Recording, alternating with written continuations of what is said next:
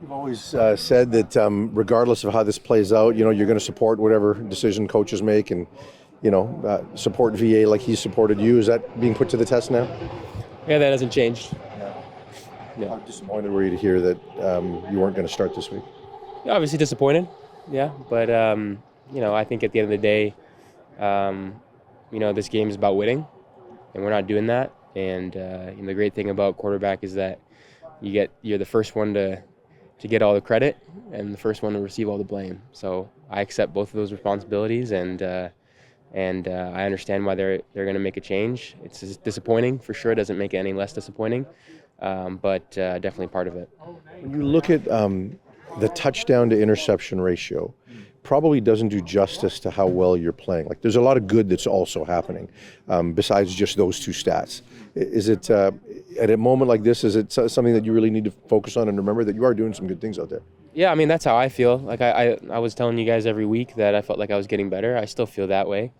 I've tried to give myself grace throughout this transition about what 2024 has looked like for me and my family, and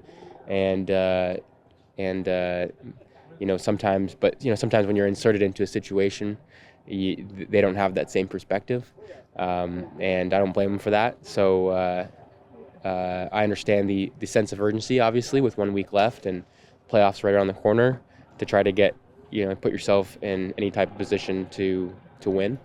And like I said, I'm here for the Lions. I'm here for the long term, and whatever that decision may be, I'm going to ride with it and be a good teammate. You guys have both been very professional, as Farhan mentioned. How unique, though, has this situation been? Nathan, be dropped into this situation, it was Vernon's team to start, then he gets injured, then you come on. Rick said he'd always go with whoever gives the best opportunity to win. Just the uniqueness of the situation for both of you. Yeah, I think it's super unique. I think it's also unique for management as well. For you personally? Yeah, I would say so, yeah. Nathan, how tough was it for you to come in when you did, and then four different teams come in here, learn that offense right away? Like, just explain to the lay person, what has to happen there. Like, how difficult is that? Yeah, I mean, it certainly was difficult. It certainly had its challenges. But at the end of the day, I think that I did come back with high expectations and wanting to be able to help the team whatever way I could, and it certainly wasn't a lack of effort or trying. When you look at every player, it feels like, regardless of position, because very few quarterbacks have done it, but come back mid-season, they generally don't have a lot of success right away, that first mid-season transition. They call it the NFL hangover, really, for guys that are in this league. Have you felt any of that, just emotionally? Yeah, I mean, I think there's been a lot of emotions, so I understand how that could, take a toll on a player. I think just the transition of going from a place where things are so uncertain and your job is kind of up in the line, kind of that tension, and transitioning back to a place where you can feel comfortable, kind of trying to relax, I think is difficult for a lot of people. I've talked to some other players around the league, and they kind of have echoed what I've been feeling, and so I don't think that's unusual. I think based off of this season and what's happened in 2024, I am certainly looking forward to the end of the season. But if they were going to go with me this week, I would be continuing to push like I am now, but continuing to push, and that break will come when it comes, hopefully later rather than sooner. So given the expectations this year, and given your own standards and what you expect from yourself, has it been difficult to reset and refocus at times?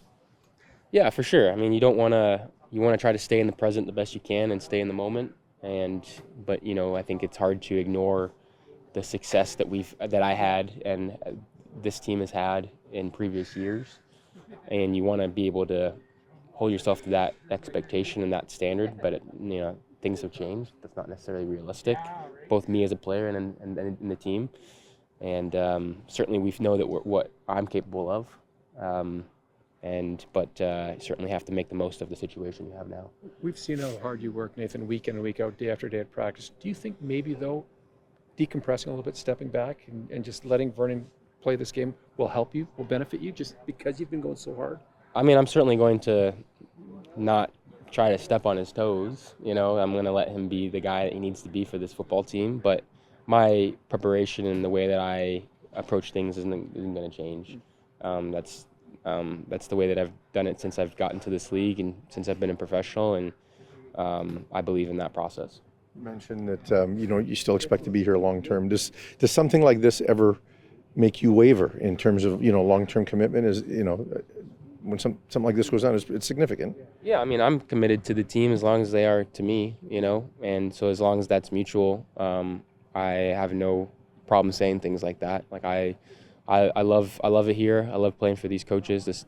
I love this locker room, and I wish things were different at this point. But that would also have a little bit more wins and stuff like that. So again, I understand the reasoning, although the decision is certainly difficult to grasp.